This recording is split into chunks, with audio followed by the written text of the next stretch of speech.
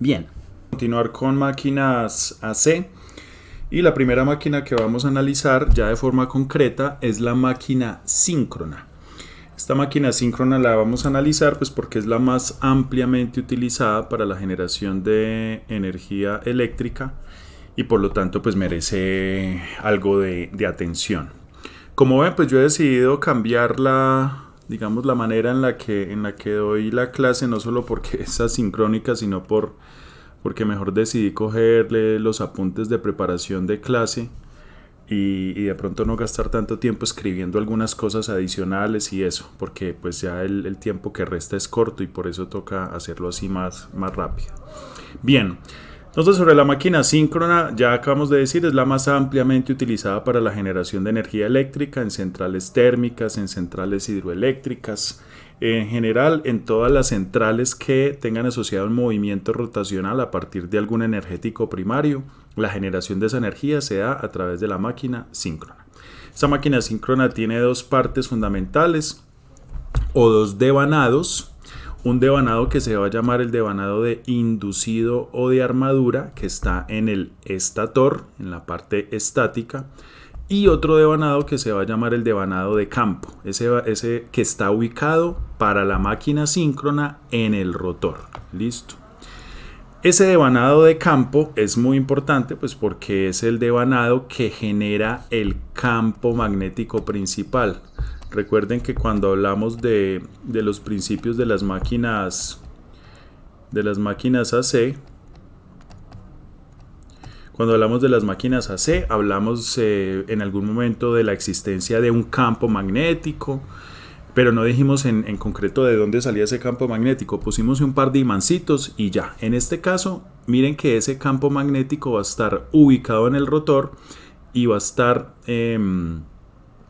generado a partir de una corriente que ya vamos a mencionar acá. Entonces esos son los dos devanados principales. Ya en la parte constructiva, pues como lo dijimos arriba, tenemos el estator en donde se ubican los devanados denominados del inducido o de armadura.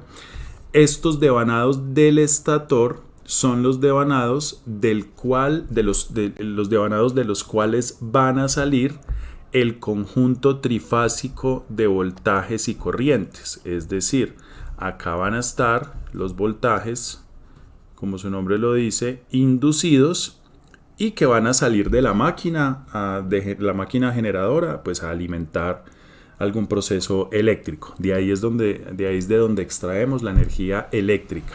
Bien.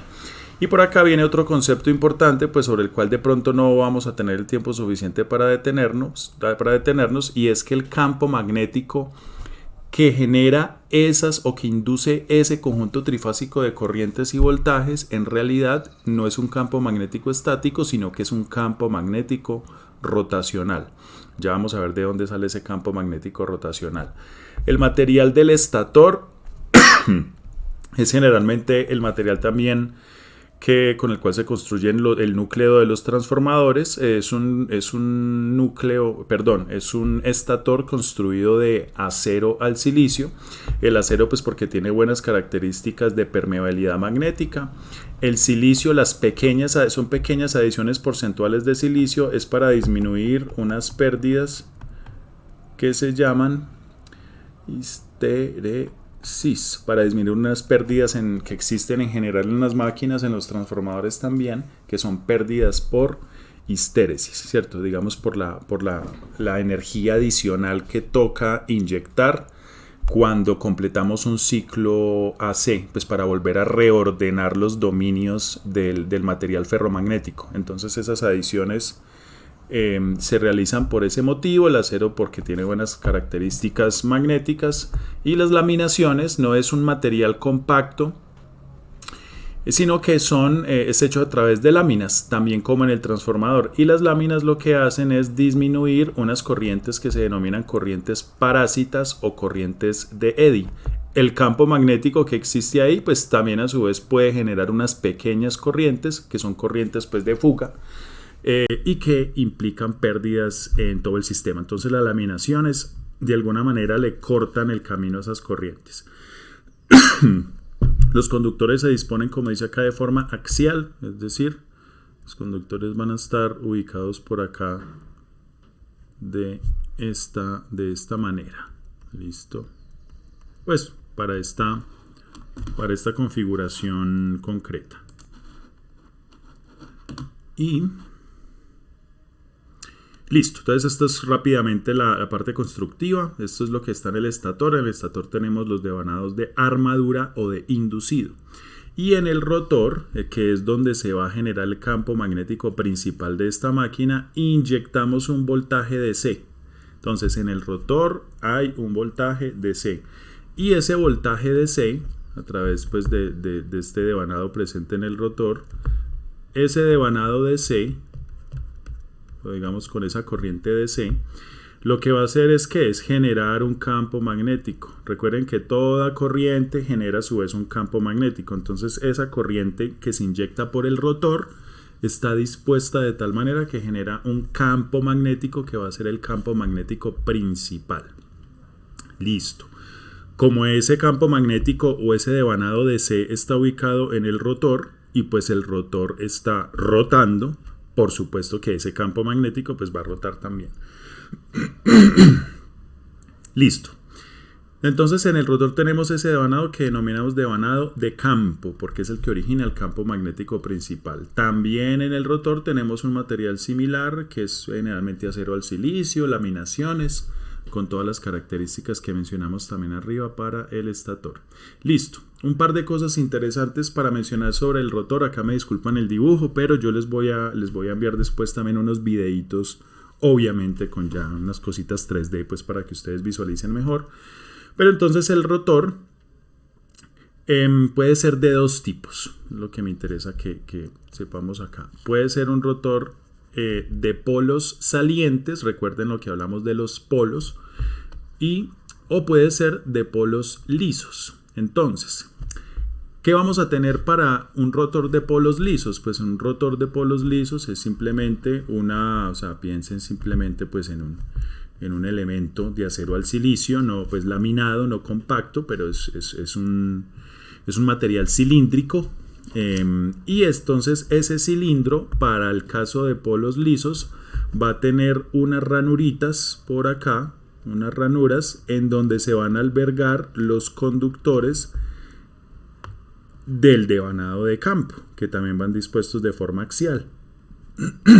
Entonces todos esos conductores pues están dispuestos de tal manera que se introduce una corriente DC, hay ranuras pues por toda esta superficie, como más o menos se ve acá, de manera pues como si estuviéramos viendo este rotor desde la parte frontal.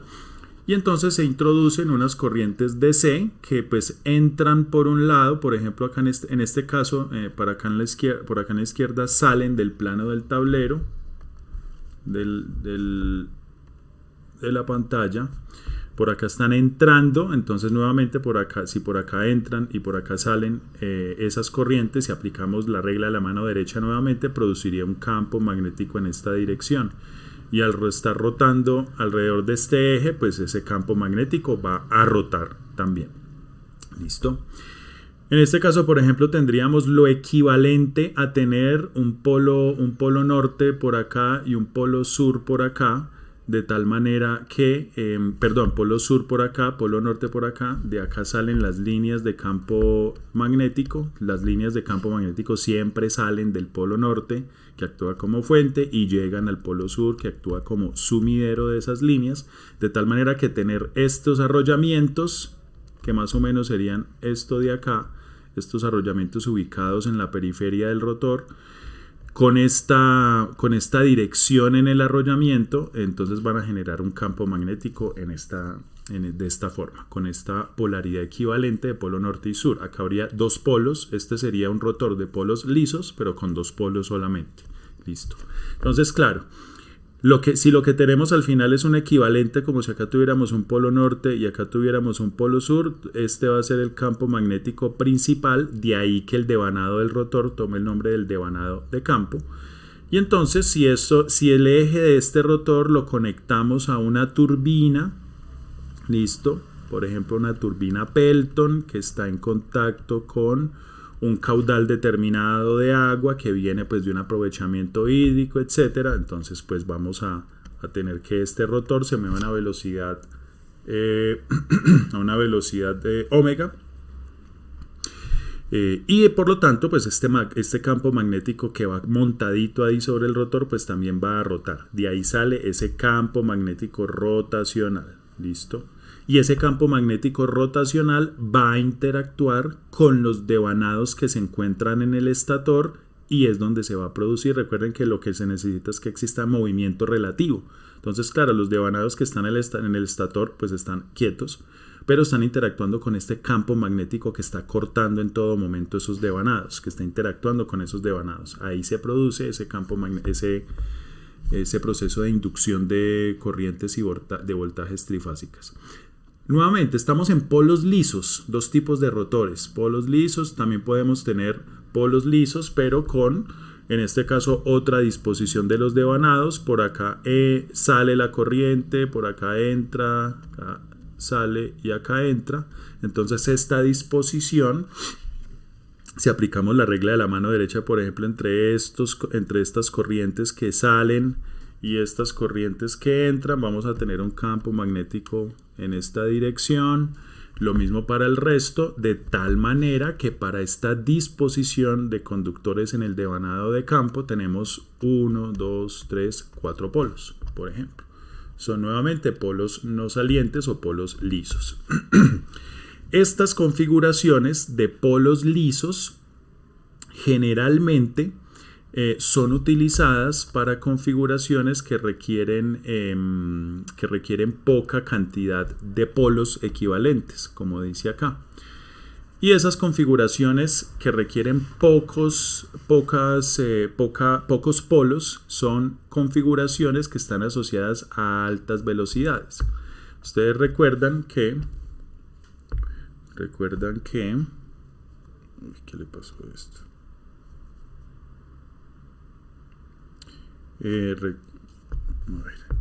Recuerdan que la velocidad en RPM puede ser encontrada como 120 F sobre P. ¿Listo?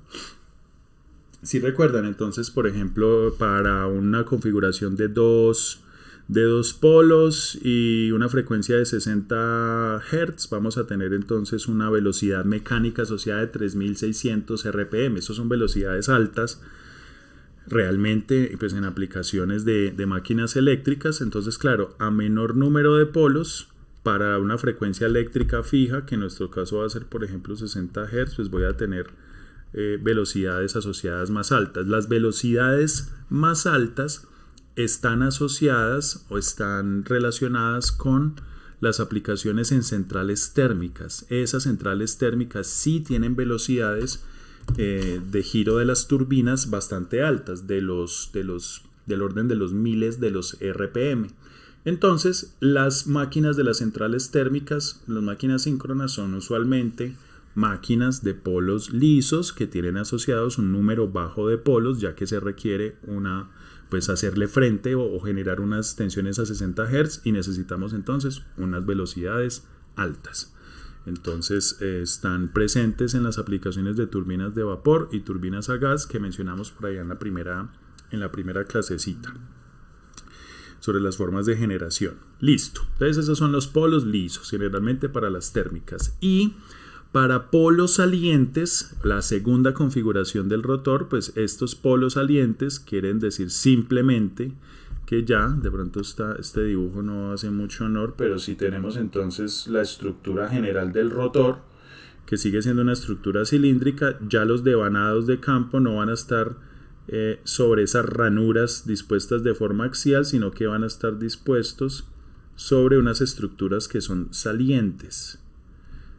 Entonces, para hacerle más honor, digamos, a un divo, acá realmente esto faltaría una parte pues como cilíndrica, pero bueno, lo que tenemos acá entonces es que tenemos conductores dispuestos sobre estas estructuras salientes, y esos conductores transportan una corriente que entra o sale por un lado, de tal manera que genera un campo magnético, ¿cierto? Que en este caso estaría en esta dirección y que tendría estas polaridades asociadas. Por lo tanto, esto sería un rotor de polos salientes con dos polos. ¿Listo? Podemos tener también una estructura de polos salientes, pero por ejemplo para un mayor número de polos, 4, 8, 16, etc. De tal manera que en cada una de estas estructuras salientes disponemos acá estos arrollamientos. Recuerden que esto lo estamos viendo como desde el frente del rotor, ¿no? Esto es desde el frente, es decir, el rotor se extiende pues de esta manera, pero yo creo pues es que es absolutamente claro para todos. No estoy dibujando toda esta configuración acá, etcétera. Entonces lo estamos viendo desde el frente. Si yo dispongo conductores en estas estructuras salientes, por ejemplo de esta manera, por acá hay una corriente que entra en el plano del tablero, por acá hay una corriente que sale, regla de la mano derecha, en la dirección de la corriente, el pulgar me va a dar la dirección de las líneas de flujo, entonces esto actuaría como una especie de polo norte y así para toda la periferia. Entonces se generarían para esta configuración 4 polos. Esta sería una máquina de polos salientes de 4 polos. Listo. Entonces, de nuevo, ¿de dónde sale esta corriente del rotor? O esta corriente, recuerden que es una corriente DC, pero que por la configuración específica, sean polos salientes o polos lisos, genera un campo magnético rotacional que interactúa con los devanados del estator, y en el estator se generan o se inducen esas corrientes trifásicas. Bien, ahora otra pregunta es, listo, si estas estructuras del rotor, y obviamente pues esto está rotando a una velocidad angular determinada a cientos o miles de revoluciones por minuto, yo ¿cómo meto allá esa corriente DC? Porque esto es una estructura que está girando, entonces no resulta tan evidente pues la manera en la que podamos introducir esa corriente DC. Entonces existen varias formas de introducir esa corriente DC. Piensen pues que realmente sería muy problemático tener como una batería instalada dentro del rotor, porque piensen que estas son máquinas que tienen que trabajar pues por años, por décadas. Entonces realmente va a ser complicado tener unas baterías con una tecnología tal que me duren por décadas completas allí.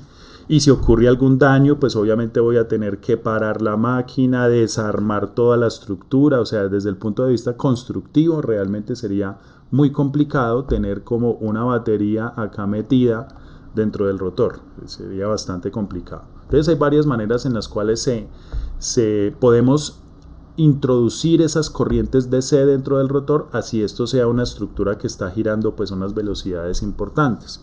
Uno es con una fuente DC externa y estos se llaman anillos rozantes. Son anillos que están dispuestos sobre el eje del rotor y que son pues anillos conductores, y a través de un sistema de escobillas, estas de acá serían las escobillas que simplemente están rozando, están en contacto con los anillos rozantes. Obviamente pues esto tiene acá mecánicamente tiene unos resortes, pues es una estructura un poco más compleja, pero piensen que toda esta parte, la voy a poner de hecho en otro color, toda esta parte que está en verde es una estructura que es fija, es una estructura fija. Y pues el resto, lo que está en amarillito, sí, obviamente pues es entendible que es toda una estructura que está en movimiento. Entonces con esta estructura de las escobillas que entran en contacto con los anillos rozantes, podemos simplemente introducir este voltaje DC, que luego obviamente pues acá a través de ciertas conexiones, esto va acá a ir a disponerse sobre el rotor de la manera en la que sea necesario, si son rotores de polos salientes o lisos, etcétera, pero ya tenemos disponible esa corriente DC en el rotor, que es la que va a generar ese flujo magnético en el rotor. Entonces esa es una primera opción. Bien, obviamente pues con esta alternativa, como siempre, pues hay unas pérdidas importantes porque acá hay pues por rozamiento, acá va a existir calentamiento y van a existir pérdidas. Como dice acá, pues esto requiere unos niveles de mantenimiento importante pues para mantener esto, pues, digamos, lubricado de tal manera que no aumenten demasiado las pérdidas. Y por supuesto, pues como dice acá, también existe cierta caída de voltaje. De todas maneras, pues es interesante porque de forma externa yo también puedo controlar este voltaje y la corriente de tal manera que pueda controlar también la corriente de campo. Entonces esta es una primera alternativa que puede ser interesante. Como se menciona acá, utilizado más que todo para máquinas de potencias pequeñas. Listo. Otro método es a través de un método un poco más elaborado que se llama el método de la excitatriz. Entonces, en el método de la excitatriz, si ustedes piensan ahorita en el diagrama anterior, íbamos acá. O sea, ¿cómo hacemos para introducir Perdón un segundo. Este es nuestro problema. ¿Cómo hacemos para introducir estas corrientes DC acá en el rotor? Listo, acá necesitamos introducir una corriente. Todo esto que está en la parte superior es del rotor. Este es un diagrama esquemático pues ligeramente diferente. Todo lo que está en la parte de arriba es lo que está instalado en el rotor y lo que está en la parte de abajo es lo del estator. Esto que está acá es lo ya conocido. Tenemos los devanados del estator trifásicos ubicados en ranuras, etc. Y en el rotor pues tenemos el devanado DC, el devanado de campo que tiene corrientes DC. ¿De dónde sacamos esta corriente DC? Entonces el método de la excitatriz es más o menos lo siguiente. Primero, directamente sobre el rotor tenemos todo este rollo es para evitarnos tener una fuente externa con las problemáticas que mencionamos en el método anterior. ¿Listo? Entonces, ¿en qué consiste este método? Ubicamos sobre el rotor algo que se llama una excitatriz, pues todo un andamiaje de excitatriz piloto, que es un imán permanente en el rotor. Y como sabemos, ese imán permanente en el rotor, pues simplemente lo que hace es generar un campo magnético. Ese campo magnético va a inducir voltajes trifásicos en el estator. Esto es un devanado aparte del devanado principal. Este conjunto trifásico de voltajes inducidos en el estator yo puedo rectificarlo, puedo coger pues a través de un rectificador trifásico y obtener voltajes DC. ¿Listo? En el estator. Pero estos devanados que están en este devanado que está en el estator, que funciona con DC, pues obviamente puede inducir también. Recuerden que lo que se necesita es movimiento relativo. Entonces, si yo en el estator tengo un devanado DC que tiene un campo magnético estático, pero si yo tengo un conjunto de devanados en el rotor que están moviéndose y que están rotando, yo también puedo inducir desde el estator hacia el rotor, y ya en el rotor entonces yo puedo rectificar nuevamente esos devanados de esos voltajes trifásicos del rotor para ahí sí finalmente obtener una corriente DC en el rotor. Entonces ustedes se imaginarán, pero ¿por qué hago todo este camino? Pues porque resulta que esto puede ser más eficiente. Ahí sí, eficiencia como la conocemos tradicionalmente, ¿cierto? Como potencia de salida sobre potencia de entrada o energía. Puede ser más eficiente que tener todo el esquema de anillos rozantes, de anillos deslizantes con el método de escobillas. Y miren que acá yo no necesito una fuente DC externa, yo no necesito energía, digamos, adicional para alimentar una fuente DC. Aprovecho el mismo movimiento rotacional que ya tengo de la turbina, de gas, de vapor, la turbina hidráulica, Pelton, la que sea.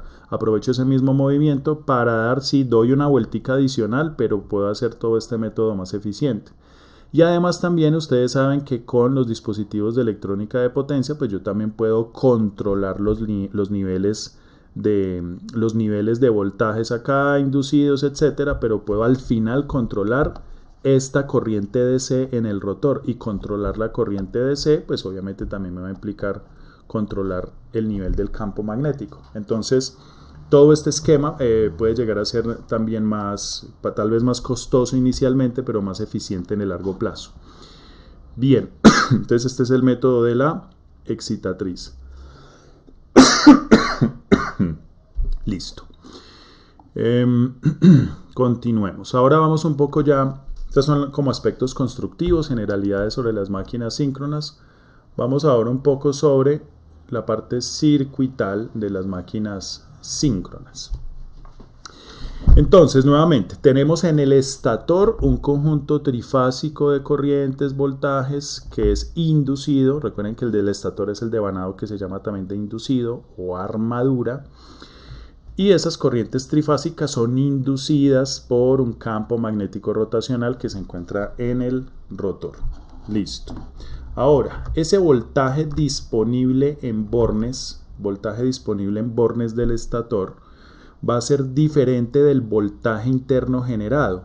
¿Listo? Una cosa va a ser el voltaje interno generado, otra cosa es el que yo voy a poder utilizar ya de manera real para mis cargas. Va a haber como una pequeña caída de voltaje. ¿Y por qué? Esa caída de voltaje se produce por digamos varios motivos. Primero, hay un fenómeno que se llama reacción de armadura, y es una pequeña distorsión del campo magnético principal, el que produce el rotor, debido a la interacción de ese campo magnético principal con un campo magnético producido en el estator. Recuerden que si en el estator se inducen corrientes, nuevamente, toda corriente tiene asociada un campo magnético. Entonces, esa interacción del campo magnético del estator con el campo magnético principal distorsiona un poquitico el campo magnético principal del rotor y genera una pequeña distorsión. Sobre eso tampoco nos vamos a ir pues a mucho detalle, pero esa pequeña distorsión lo que hace es que los voltajes generados adelanten un poquito la corriente que circula por acá. Es decir, eso al final se puede modelar circuitalmente como lo que sucede en una reactancia inductiva. Ese sería como el efecto con el cual podemos modelar esa pequeña distorsión. Y esa distorsión va a ser pues proporcional a esta corriente que va por el estator, es decir, la corriente I sub A, que es la corriente también llamada pues del estator o de armadura, que también se le llama así, pues recuerden, al devanado del estator.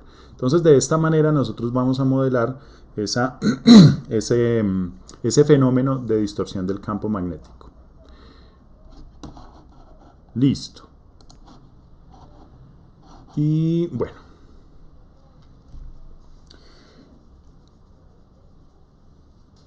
listo, entonces por acá tenemos un primer componente circuital que podemos pues asociar con lo que ya conocemos. Ese campo magnético distorsionado de alguna manera se va a poder modelar como una reactancia inductiva, y ese efecto va a ser también proporcional a la corriente que circula por los devanados del estator. Además, en el estator pues también hay unos devanados que son de cobre, por ejemplo, y esos devanados pues por supuesto tienen asociado un fenómeno de calentamiento por efecto Joule, y ese fenómeno ya todos ustedes saben que se modela a través de una resistencia. Entonces también tenemos una resistencia presente en el estator. Bien. Y por otro lado, bueno, aquí mencionar que aquí hay dos cosas diferentes. Una cosa es esta reactancia de acá asociada pues a la distorsión del campo. Acá me salté esto. Y otra cosa diferente es una reactancia asociada al efecto inductivo que tienen los devanados del estator. Entonces esto sucede, por ejemplo, también en los transformadores. En los transformadores hay una pequeña parte de los devanados primario y secundario, en donde hay un efecto inductivo, como de un acople inductivo propio entre los devanados, entre cada una de las espiras, de tal manera que también se pierde una pequeña parte del voltaje total inducido. Entonces, parte de ese voltaje inducido que se pierde se debe precisamente a este fenómeno que se está mencionando acá, ¿cierto? Es como una especie de autoinductancia, es un efecto de acople entre los devanados, y eso es un voltaje que adelanta también la corriente que circula por ese propio devanado y se puede modelar como una reactancia inductiva también. Entonces, realmente hay dos reactancias inductivas asociadas, una por el efecto autoinductivo y otro por el efecto de la distorsión del campo magnético principal. Listo. Entonces, al final de cuentas, ¿qué va a pasar? Vamos a tener un voltaje, este E sub A es el voltaje interno generado, o sea, es como el voltaje purito, el inicialmente generado, es que en donde si no hubiera ningún tipo de pérdidas, de efecto autoinductivo, de distorsión del campo, este sería este sería el voltaje inducido total. Pero una cosa es el voltaje inducido interno, entonces E sub A va a ser el voltaje inducido interno de la máquina, y otra cosa es el voltaje disponible.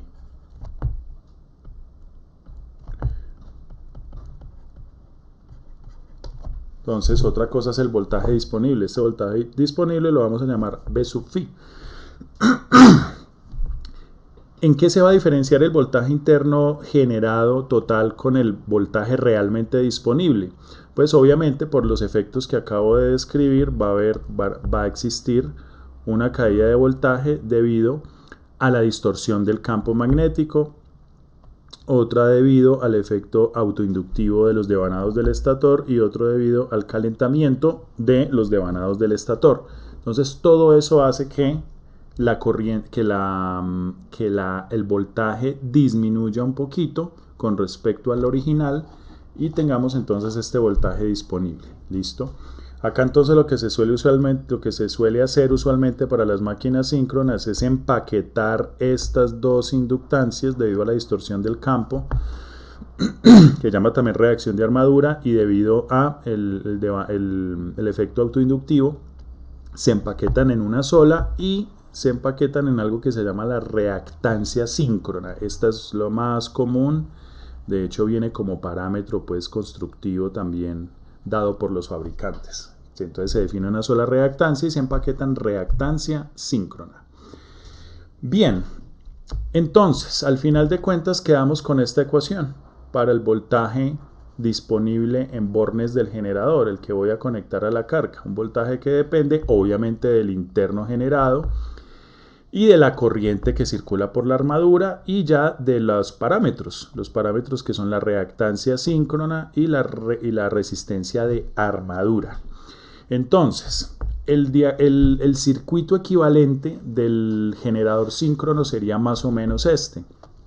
Por este lado tenemos el rotor y por este lado pues obviamente tenemos lo que está ubicado en el estator. ¿Qué hay en el rotor? Nuevamente hay una corriente de campo, esto se denomina corriente de campo, que ya sabemos que es DC, corriente de campo porque este es el devanado de campo principal, el que genera el campo magnético principal. Ese devanado de campo, digamos que de manera genérica a través del método de excitatriz, o si estamos controlándolo con el método de anillos deslizantes y escobillas, esta corriente de campo la idea es que yo la pueda controlar. En este caso acá pues se está explicando ese fenómeno a través de este reóstato, ¿cierto? De esta resistencia controlable. Si yo tengo un reóstato externo, yo puedo controlar la corriente de campo y de esa manera también controlar el campo magnético generado.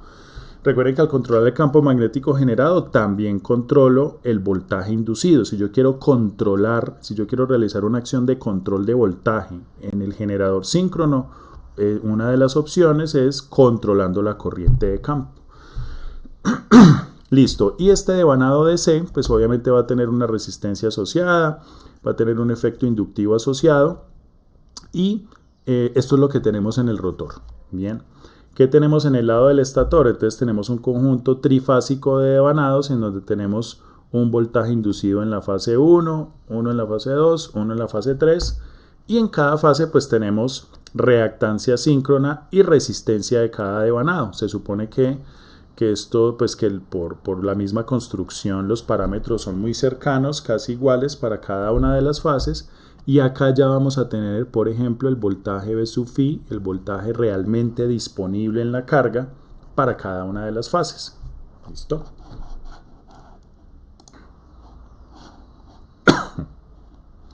Listo. Bien. Y entonces miren que esto es un sistema trifásico. Y al ser un sistema trifásico, pues lo podemos conectar también en Y en delta. Si cogemos cada uno de esos devanados de la armadura, los conectamos a un punto común, los llevamos a un punto común y entonces quedamos con 3 conductores o 3 terminales disponibles. Entonces acá yo estoy simplemente realizando una conexión en Y. Recuerden ustedes que ese V sub phi es el asociado a cada una de las fases. Entonces este voltaje de sub phi es de la fase. Y si yo quiero pues obtener el voltaje de línea, listo, este de acá sería como el equivalente del voltaje línea-línea, pues tengo que multiplicarlo por raíz de 3, como ya habíamos visto cuando analizamos circuitos trifásicos. Bien, y si tengo una configuración, obviamente acá pues la corriente que circula por estos devanados, pues sale siendo la misma corriente que circula por la línea, ¿no? Por cada corriente de fase acá es igual a corriente de línea. Y si yo tengo una conexión en delta, pues es absolutamente claro que para la conexión en delta el voltaje de fase va a ser igual al voltaje línea-línea, ¿no? Para la conexión en delta. Es absolutamente claro. Y que si la diferencia va a existir entre las corrientes de armadura y las corrientes de línea, nuevamente a través de un raíz de 3. Ahí estoy solamente poniendo la magnitud. Sabemos que hay desfases ahí pues de 30 grados, como ya lo analizamos en circuitos trifásicos. Pero en general, yo también voy a tener esas configuraciones, esas posibles configuraciones en los generadores. Configuración en Y y en delta. Listo. Entonces el circuito equivalente por fase puede ser simplemente esto. Este sería el circuito equivalente por fase. Listo, elegimos una sola de las fases y lo que tenemos realmente es voltaje inducido, E sub A, resistencia de armadura, reactancia síncrona y obviamente una corriente de armadura que circula por acá. Esos son los 4 elementicos que van a interactuar para al final pues darme un voltaje inducido, darme un voltaje disponible por fase. Listo, y acá es donde yo voy a conectar obviamente pues una carga determinada. Ok. ¿Qué me interesa? Me interesa mirar a ver cómo se comportan cómo se comportan voltajes inducidos, etcétera, con respecto a una carga determinada que yo conecte. Entonces para eso vamos a suponer diferentes escenarios y vamos a hacer unos diagramas fasoriales sobre eso. Vamos a asumir que se conecta una carga acá en bornes que es resistiva, es decir, una carga que tiene factor de potencia unitario. Una carga que tiene factor de potencia unitario.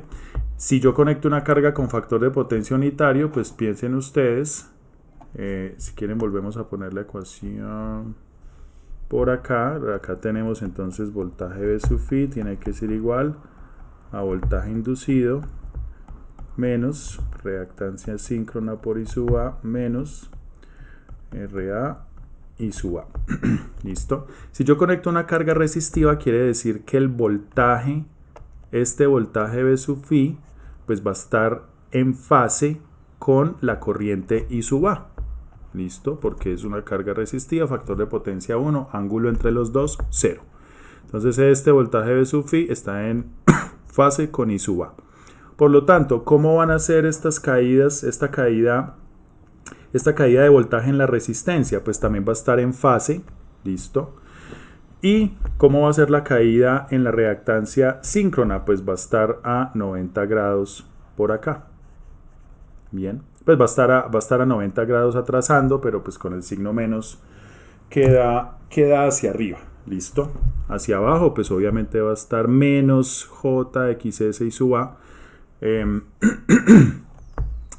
Pero entonces esta caída va a estar a 90 grados. El voltaje ahí va a estar a 90 grados. ¿Qué pasa acá entonces? Pues miren que si yo hago el diagrama fasorial de todo esto, es decir, como que si paso todo esto acá al otro lado de la ecuación, pues E sub A va a ser la suma de B sub phi más todo esto. Es lo que tenemos acá. ¿Listo? Este sería el diagrama fasorial asociado a esta ecuación de una de las fases del estator cuando tenemos una carga resistiva conectada al generador síncrono. Todo este E sub A es igual a ¿qué? A B sub phi más la caída en la resistencia más la caída en la reactancia síncrona. ¿Listo? Entonces esto es lo que pasa. Obviamente acá se ve gráficamente que pues el voltaje B sub phi va a tender a ser menor, el voltaje disponible en bornes va a ser menor al voltaje interno inducido, lo cual es un resultado esperado. No siempre va a ser así, ya vamos a ver. Ahora, ¿qué pasa con el diagrama fasorial cuando tenemos una carga inductiva? Es decir, que la corriente I sub A atrase el voltaje B sub phi de esta manera. Pues entonces, como la caída de voltaje en la resistencia va a estar acá en fase con la corriente de armadura, entonces la caída de voltaje en la resistencia de armadura va a estar por acá. A 90 grados vamos a tener la caída de voltaje en la reactancia síncrona y entonces el diagrama fasorial acá pues total va a darnos esto con un E sub A que va a tender a ser también en magnitud mucho más grande que el voltaje disponible B sub phi. Acá no sé por qué se me pasó poner el B sub phi. Listo. Entonces, es decir, acá lo que se llama la regulación de voltaje, es decir, la relación porcentual de lo que se pierde de voltaje, pues va a tender a ser como mucho más grande, ¿no? Bien, y este sería pues el diagrama fasorial para una carga inductiva. ¿Y qué va a pasar para una carga capacitiva? Miren que acá pasa algo interesante. Para una carga capacitiva conectada al generador síncrono, si este es B sub phi, recuerden ustedes que la corriente, en una carga capacitiva, la corriente adelanta el voltaje. Nuevamente, el voltaje, la caída de voltaje en la resistencia va a estar en fase con esa corriente I sub A. A 90 grados vamos a tener la caída de voltaje en la reactancia inductiva y acá vamos a tener E sub A. Miren ustedes algo interesante. Para determinadas cargas capacitivas que tengan cierto nivel pues, de absorción de corriente, este componente de acá, listo, este componente de acá podría llegar a ser inclusive un poco más para cargas más capacitivas, más de este tipo, de tal manera que inclusive este E sub A, el voltaje interno inducido, pueda llegar a ser inclusive menor que el voltaje B sub phi. Entonces, esto puede suceder que el voltaje interno generado, o mejor dicho, puede ser que el voltaje disponible para la carga sea mayor que el voltaje interno generado. Uno dice, pero eso está como raro, eso es extraño. Es porque tenemos una carga capacitiva. ¿Listo? En las cargas capacitivas eso sucede, el voltaje tiende a elevarse. Yo creo que de pronto en algún momento hablamos de eso cuando hablamos también del sistema eléctrico colombiano, que para las líneas de 500 kilovoltios el efecto capacitivo de las líneas con la tierra, que es como una especie de capacitancia, es muy fuerte y ese efecto capacitivo lo que hace es como subir las tensiones, subir los voltajes, que hace parte también del tema de mejorar el factor de potencia, de poner capacitores, porque los capacitores también aumentan el voltaje en el nodo de recibo. Es simplemente una extensión de lo que está pasando acá. Yo puedo tener eso, voltaje disponible mayor que inclusive el voltaje interno generado, pero para cargas obviamente capacitivas. Eso sucede para las cargas capacitivas y se explica acá a partir de este diagrama fasorial. ¿Listo? Bien, entonces este ejercicio lo voy a dejar para que ustedes lo trabajen y por favor me pregunten. Acá simplemente se plantea lo siguiente: se tiene un generador con estas características, 9 kVA, 480 voltios. Estos son valores nominales de trabajo, ¿no? Valores nominales. Generador de 9 kVA, 480 voltios, conectado trifásico, conectado en Y. La resistencia de armadura, esto es R sub A, mi letra ahí en la hoja quedó como grave. Esto es R sub A, 0.01 ohmios por fase. Y la reactancia síncrona, 0.56 ohmios por fase. Entonces se pide determinar la regulación de voltaje. La regulación de voltaje, es decir, la relación entre el voltaje sin carga. Piensen ustedes que el voltaje disponible no load sin carga. Cuando no hay carga, quiere decir que hay funcionamiento en vacío y por lo tanto I sub A es 0. Y entonces no existe caída de tensión. Entonces el voltaje sin carga pues es simplemente el voltaje interno generado. Y ya, porque no hay corriente circulando, entonces no hay caída de tensión. Entonces cuando se habla de regulación de voltaje es simplemente pues, encontrar esa relación. La relación entre el voltaje sin carga, ¿cierto? Menos el voltaje a plena carga sobre, o mejor lo podemos poner, sí, sobre voltaje sin carga. ¿Listo? Entonces hacemos esa relación y con eso encontramos la relación de, o la regulación de voltaje. ¿Ok? Bueno.